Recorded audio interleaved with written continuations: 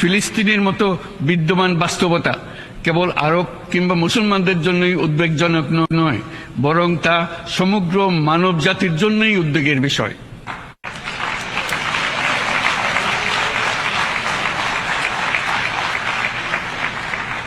একজন মানুষ হিসেবে প্রত্যেক ফিলিস্তিনির জীবন অমূল্য।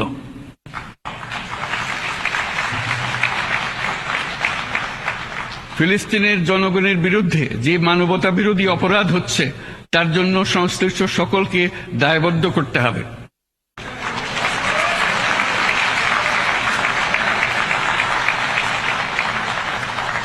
ফিলিস্তিনের জনগণের উপর চলমান নৃশংসতা, বিশেষত নারী এবং শিশুদের সাথে প্রতিনিয়ত যে নিষ্ঠুরতা বিশ্ব দেখাচ্ছে, তা থেকে নিস্তারের জন্য বাংলাদেশ অনতিবিলম্বে সম্পূর্ণ যুদ্ধবিরতির আহ্বান জানাচ্ছে।